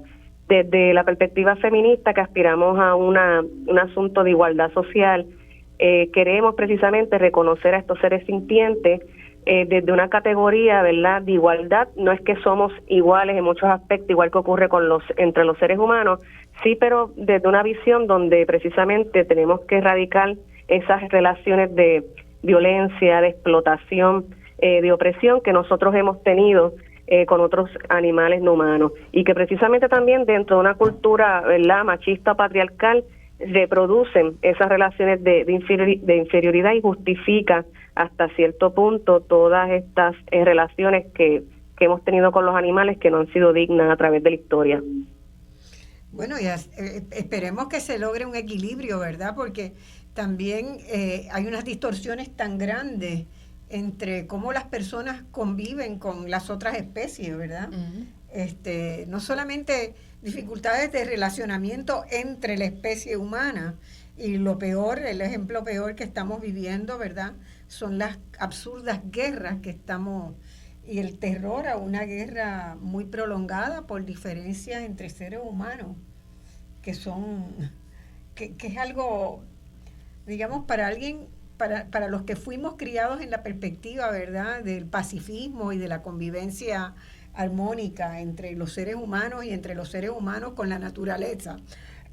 Lo que estamos viviendo hoy es el absurdo, es teatro del absurdo, ¿no? Y es el tema ineludible, ¿verdad?, de que la relación que nosotras tenemos con el ambiente, con los animales, forma parte de nuestra urgencia frente al cambio climático. ¿Tú nos podrías hablar, Zair, sobre el grupo Conciencia Animal? ¿Dije el nombre correcto? Vínculo Animal. Vínculo. Sí, Vínculo Animal fue de las organizaciones, junto a otras personas, que lideró los esfuerzos del cierre del zoológico luego de 5 años de denuncias, ¿verdad?, y de diversas estrategias que tuvimos que realizar para hacer esto. Nosotros actualmente, siguiendo nuestra filosofía, precisamente es una organización que está compuesta por la mayoría mujeres, no es que esté cerrada a otros, ¿verdad? Es que hay una sensibilidad mayor y una solidaridad mayor en este tipo de activismo. Por ejemplo, en Puerto Rico la mayoría que se encarga de rescate de animales, dirigir refugios de animales, hacer activismo por los animales, pues son mujeres. Y ahora mismo Vínculo sigue con sus proyectos, ¿verdad?, de precisamente transformar estas relaciones de opresión que hemos tenido con los animales, y estamos actualmente investigando las condiciones en que se encuentran los animales que se utilizan en la investigación científica, precisamente para proponer otras alternativas de investigación y acabar con este tipo de práctica en Puerto Rico. Tú has estado siguiendo también otros temas que a mí me erizan, ¿verdad?, como fueron las peleas de perros.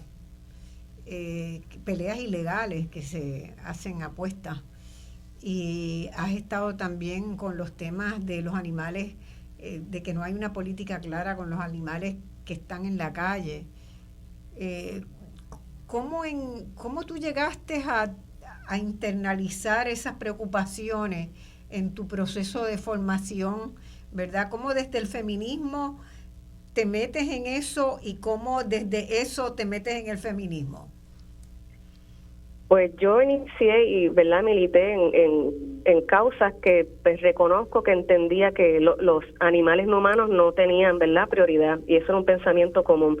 Sin embargo, en los procesos de lucha y reflexión me cuestioné que si yo abogo, ¿verdad?, o exijo un tipo de igualdad, ¿por qué no hacerlo con otros seres, aunque independientemente no pertenezcan a mi especie y tienen experiencia de sufrimiento, tienen experiencia de disfrute, tienen experiencia de establecer vínculos, capacidad cognitiva diferente, pero también a su forma? Entonces, hasta qué punto, ¿verdad? Yo me posicioné desde una posición de superioridad, de unas causas que creía exclusivamente para la liberación humana, y entendí que ese proceso tiene que ser extensivo con todos los que convivimos, ¿verdad? Porque los animales también son miembros de la sociedad, en el sentido de los animales de compañía con los que convivimos, y tenemos que entonces ser inclusivos en reconocer estas necesidades que ellos tienen, ¿verdad? Para entonces que la sociedad pueda progresar de manera equilibrada también. Hay una cosa que me gustaría señalar también, es que mientras más investigación científica se hace, tanto sobre, ¿verdad?, las especies de flora y fauna, flora como de fauna, más se encuentra que eso que se llama inteligencia no es algo exclusivo de los seres humanos. Correcto. Que en el reino animal nosotros nos sorprenderíamos en reconocer las capacidades que tienen instaladas y las habilidades y el conocimiento y la inteligencia que tienen las aves, por ejemplo. Aves migratorias que cruzan un continente en un año y que saben exactamente la ruta, que no se pierden, que van a llegar a otro lugar donde van a anidar, van a tener mejor temperatura. O sea, cuando uno lo compara con la inteligencia humana, ellos están cerca de la inteligencia artificial, sí, ¿verdad? Así es. de unas inteligencias muy superiores a lo que los seres humanos podríamos tal vez captar. Y nosotras descubriendo ahora cómo esto influye también en nuestra capacidad de sobrevivir. Absolutamente. Y si ellas no pueden hacer esa migración, quiere decir que nosotros acá y nosotros no podemos respirar, no podemos tener agua, no podemos tener desarrollo sustentable. O miremos las abejas, por ejemplo, ¿verdad? Tan inofensivo, tan insignificante que aparece. Y no podemos sostener nuestra alimentación si no hay abeja. Así es. Entonces hay una, ¿verdad?, una relación muy fuerte que yo creo que hay una cierta esperanza, porque veo que hay mucha gente que está entrando en entender, ¿verdad?, que tenemos que pensarnos interrelacionadamente, ¿verdad? Lo que nos aportan a nosotros, los árboles, las flores, o sea, el reductor de estrés más importante no es una pastilla que te tomes, es salir a ver un jardín florecido. Y eso está demostrado científicamente. ¿Qué le pasa al cerebro cuando? Entonces no es una pastilla lo que necesitas tomarte, es salir y caminar por un jardín e interactuar con eso. Y creo que estamos en una etapa, si bien desgarradora, ¿verdad? Porque está todo un sector de la población, y de las poblaciones mundiales y de la economía mundial, que vive de la industria de la guerra y de matar. Y en las guerras siempre mueren mujeres y niños, prioritariamente, como está sucediendo en Gaza y en Ucrania. O sea, es devastadora la guerra. No es menos cierto que hay otra gente que está avanzando en hacer estas otras conexiones. Y es el problema de los animales en nuestros vecindarios. Es un problema creciente. ¿Qué acciones, Zair, tú piensas que tenemos que tomar? ¿Cómo podemos crear conciencia de esa, ¿verdad?, de esa crueldad que vivimos todos los días en nuestros vecindarios con los animales realengos, las gallinas, los gatos, los cerdos? Mira, eso es aparte de la educación, porque tenemos que seguir trabajando con la educación a nivel social. También por eso yo aspiré en cierto modo a participar del trabajo del sistema gubernamental, ¿verdad? Por eso esta aspiración política, porque hay que trabajar políticas públicas que en cierto modo vayan dándole un camino a la sociedad de cómo, ¿verdad?, tenemos que establecer estas relaciones con los animales. Parte de lo que se debe proponer dentro de hacer extensivo esta justicia y esta defensa de su vida digna es que los animales de la calle debemos buscar la manera de establecer unos refugios municipales, ¿verdad?, que eso se supone que desde el Departamento de Salud se establezca a nivel regional, se extienda a refugios municipales, se trabaje también un sistema de salud veterinaria accesible. Los costos son sumamente altos y los animales también tienen derecho a la salud. Entonces vamos a ir trabajando cómo socializar esa medicina humana, pero también esa medicina animal, el asunto de controlar los desplazamientos. O sea, nosotros no solamente a los humanos los están desplazando de sus áreas, sí, a los animales en Puerto Rico también los estamos desplazando con la destrucción del hábitat. Así que son muchos esfuerzos en conjunto, tanto de los seres humanos como de los animales, que podemos ir trabajando en los asuntos de educación y de política pública del país. Bueno, les agradecemos a ambas, Natalia Santos y a Zahir Pujols, que este segmento, tenemos otras 3 compañeras esperando por ahí para entrar y ver las urgencias que tenemos hoy. Vamos a la pausa y volvemos de inmediato.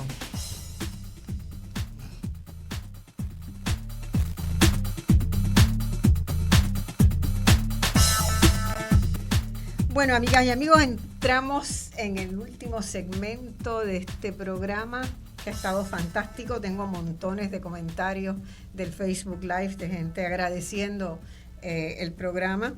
Tenemos 3 compañeras y muy rápidamente vamos a tener que en media hora condensar los grandes desafíos que tenemos en este momento, que son la razón principal para que todas nos movamos el viernes que viene a esa manifestación, a ese gran encuentro de las mujeres y de la lucha por los derechos de las mujeres, hombres, todos están invitados a compartir esa enorme lucha por la equidad, la justicia, la integralidad, la decencia. Vamos a tener con nosotros aquí a Vanessa Contreras, que ya ha estado en Voz Alternativa en otros momentos. Vanessa, saludo.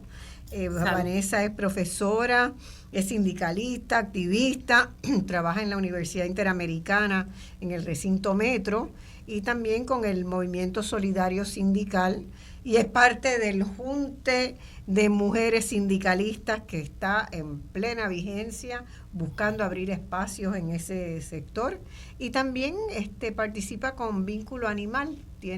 Hay muchas correlaciones con otras compañeras que han estado en la mañana. Tenemos también a Enid Marí Pérez Rodríguez, que es trabajadora social y es integrante del Comité de Mujeres y Asuntos de Género del Colegio de Profesionales del Trabajo Social de Puerto Rico. Bienvenida. Y tenemos Gracias. A Natalia Hernández Martínez, que es una artesana también y que ha trabajado, es la primera vez que Enid y Natalia están en Voz Alternativa. Le damos la bienvenida más cálida. ¿Y quién quiere empezar por las urgencias? ¿Quién quiere arrancar? Vanessa, ¿quiere? Bueno, dale.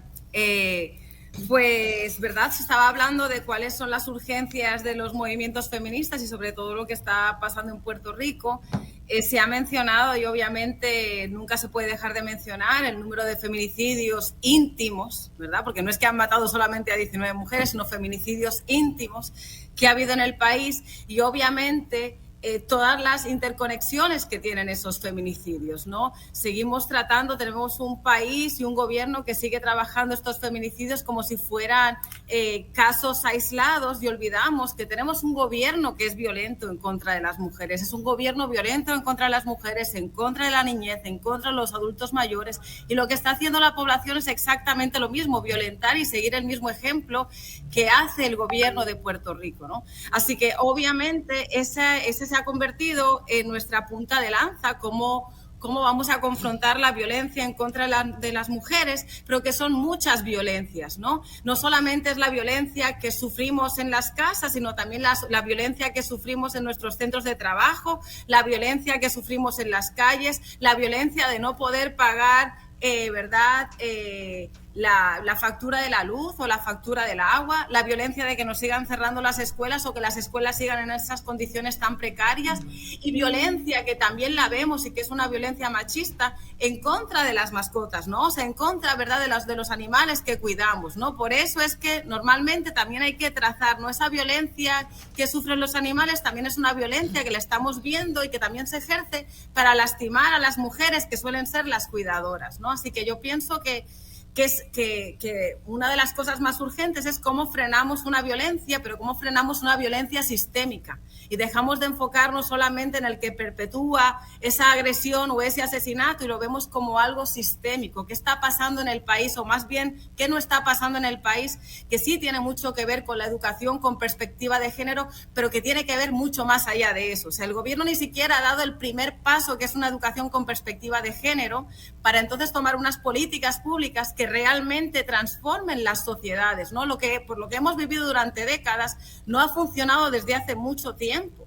Y urge, ¿verdad?, que como población y como entes activos, ¿verdad?, activistas, estemos proponiendo y trayendo soluciones al problema, pero desafortunadamente tenemos un gobierno que ni siquiera ha querido dar el primer paso, que es hablar de esta violencia, hablar de por qué están ocurriendo las opresiones que están ocurriendo y por qué la violencia se ejerce sobre ciertos cuerpos particulares, mujeres, niños, personas ancianas, animales, por qué se está ejerciendo esa violencia sobre esos cuerpos, ¿no? Así que en la medida en que el gobierno no haga nada, pues nos toca a nosotras también incursionar en esos gobiernos, por ejemplo. Muy bien.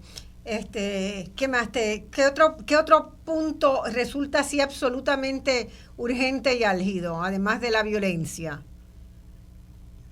Bueno, en mi caso, que hablo de la perspectiva de la mujer campesina de la montaña, entendemos que el acceso a la tierra es fundamental, es un tema que hay que tocar. Las estadísticas son alarmantes. Para el 2019, la Food Administration Organization realizó unos estudios en el cual a nivel internacional menos del 15% de la tierra estaba a nombre de mujeres y en Puerto Rico solo el 8.9% de la tierra. Vamos con ese dato a repetirlo. Menos del 5% de la tierra está a nombre de mujeres. El 15%. Y en Puerto Rico el 8.9%. El 8.9%.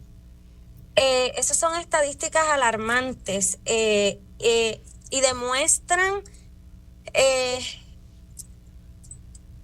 la falta de acceso que la mujer tiene a todo. Asimismo como lo tenemos a la falta de la tierra, asimismo tenemos falta de acceso a una vida de paz, como mencionaba la compañera Vanessa, a servicios. La mujer en la montaña incluso está más lejos, es más difícil poder acceder a servicios. En muchas ocasiones la mujer en la montaña tiene incluso problemas de movilidad, no tiene auto propio, lo que la lleva también a vivir la opresión de otra forma. Y a veces esa es una de las invisibilidades que se mencionaban anteriormente, ¿no? Muchas veces la vida de la mujer campesina se invisibiliza bastante. Aparte de que pues la mujer a través de la historia de la humanidad ha sido la encargada de cuidar la semilla, del alimento, de proveer el alimento sano y seguro, del cuidado de la vida. Y el acceso a la tierra para la mujer garantiza en muchos sentidos toda esa conexión que tenemos con la naturaleza, con el trato a los animales, ¿verdad? Tratar nuestro alimento y nuestra semilla de una forma íntegra, con respeto, saludable. Y la mujer que tiene acceso a la tierra podría trabajarla de esta manera y generar alimento sano para su familia y para su comunidad. Sí, así es. De hecho, en casi todas las culturas originarias, ¿verdad? Las mujeres son las que representan a la madre tierra, ¿verdad? Y hacen las actividades vitales. Y bueno, y hay un hecho que realmente tenemos que darle mucha importancia, y es que en Puerto Rico la Autoridad de Tierras tiene tierras que podría distribuir para la agricultura, y no lo hace, siempre en espera de que aparezca un gran socio de negocio de afuera con quien poder llegar a acuerdos. Y eso es terrible para Puerto Rico, porque los cálculos que hemos hecho es que en Puerto Rico se podrían otorgar miles de pequeñas fincas, ¿verdad? De predios para establecer pequeñas fincas, unidades productivas agroecológicas, y que eso haría una diferencia muy importante en el alcance de una seguridad y una soberanía alimentaria para Puerto Rico. Así que ese tema es muy importante. Yo quería preguntar, antes de ir con Enid, quería preguntarle a Natalia un poco, que nos diera un poquito más de información de la colectiva agroecológica de masificación en que tú estás involucrada. ¿Qué están haciendo ahí? Bueno, pues el propósito de CAMU, de la colectiva, es más que nada educar, el proceso de identificar y de educar sobre las agroecologías emancipadoras. Lo hacemos a través de un proceso que se llama el MCAC, o metodología campesino a campesino.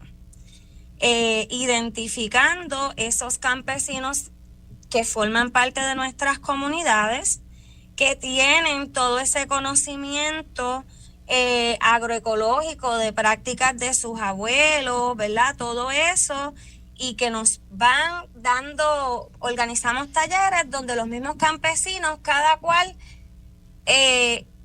intercambian conocimiento, ¿no? Buenísimo. El que es experto en esto, pues le enseña a los demás. El otro, el que es experto en los semilleros, pues habla sobre germinación y semillero y propagación de semillas. El que trabaja la semilla de plátano, pues entonces educa sobre la semilla de plátano a los otros agricultores de la comunidad.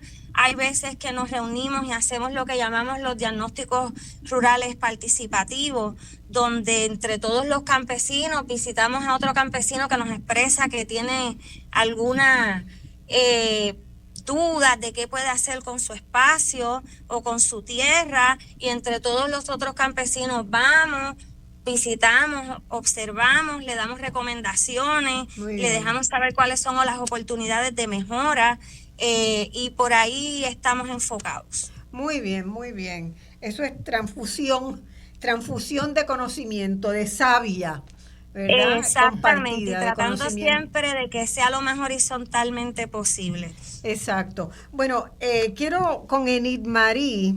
Enid, tú eres trabajadora social, y me imagino que desde la perspectiva del trabajo social es difícil conciliar el sueño con la realidad de Puerto Rico, ¿verdad? De una tasa de pobreza persistente a lo largo de tantos años, de la situación de la infancia en el país es absolutamente desgarradora, ¿verdad? Estamos hablando de casi la mitad de los niños, más de la mitad de los niños y adolescentes del país viviendo en condiciones de pobreza. Y lo más preocupante para mí es una desigualdad social alarmante, pero creciendo cada año. O sea, la desigualdad social en Puerto Rico en los últimos tiempos solamente se cerró un poquito en un año. Entre el 2004, entre el 2003 y el 2004. Es el único momento, y está relacionado con lo que fue el proyecto Comunidades Especiales, que marcó un poquito, ¿verdad? Sembró una banderita que dice se podría ir reduciendo la brecha en Puerto Rico, pero como se descontinuaron los programas y las políticas, pues volvimos a las mismas y volvimos a subir. Y estamos entre los países más desiguales del mundo. Desde el punto de vista feminista, del trabajo social que hay que hacer en el país, ¿cuál tú señalarías en las prioridades, las urgencias para ti? Desde el trabajo social y desde el comité de... No te escuchamos bien. Un poquito más alto habla. ¿Me escuchan ahora? Sí, un poquito más. Okay. Desde el Comité de Mujeres y Asuntos de Género del Colegio de Trabajo Social, nosotros pensamos que hay dos ejes de atención en lo que es los retos y desafíos en Puerto Rico para nosotras desde el gremio.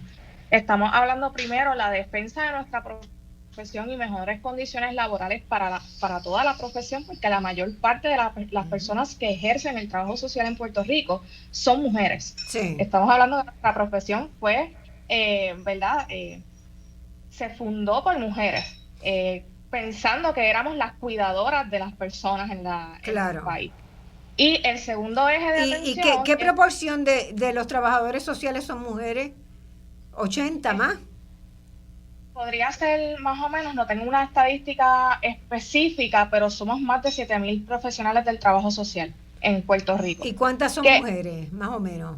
No tenemos una estadística ahora mismo del porcentaje de pero más de la mujeres. mitad, sin duda. Somos la mayoría en todos los espacios y la mayor parte de esas mujeres estamos ubicadas precisamente en los centros de trabajo, en los espacios de mayor vulnerabilidad. Nuestro otro eje de atención es en la defensa de derechos humanos, que gracias a eso es que nos demandan también. Tenemos la demanda de descolegiación, que fue precisamente por irnos en contra de las terapias de conversión que, ¿verdad?, se aplican a las personas de la comunidad LGBT. Eso está ahí en la historia, eso comenzó en este cuatrenio, en el 2021, y es lo que hemos estado luchando durante este último cuatrenio, adicional de mejorar las condiciones laborales de la profesión y la mejora de escala salarial también, porque estamos hablando que hay muchas de nuestras compañeras, por ejemplo, en municipios, trabajando con sobrevivientes de violencia doméstica, que lo que están cobrando es menos de $2,000 mensuales. Entonces, cuando estamos hablando también de la desigualdad social, tenemos que hablar de la desigualdad social que viven las profesionales del trabajo social también. Bueno. De esas escalas, de las dobles jornadas. La justicia empieza por la casa, ¿no? Eso es así. Así que para nosotras, eso es un eje de atención, son los dos ejes de atención principales y son los retos y desafíos durante los últimos años y que vamos a seguir trabajando. Gracias a eso surge por primera vez la Comisión de Asuntos de Mujeres y Asuntos de Género en el colegio, porque no había ninguna comisión ni ningún comité que trabajara el asunto de las mujeres dentro del colegio. Así que varias compañeras trabajamos e insistimos para que se pudiera crear ese espacio. Y nosotras desde esa perspectiva feminista, entonces estamos atendiendo los asuntos internos de nuestro gremio con una perspectiva feminista y también en los asuntos relacionados a la defensa de derechos humanos. Muy bien. Hay otro ámbito también que el trabajo social me luce que cada vez es más urgente, que es en las escuelas, ¿verdad? En el proceso educativo.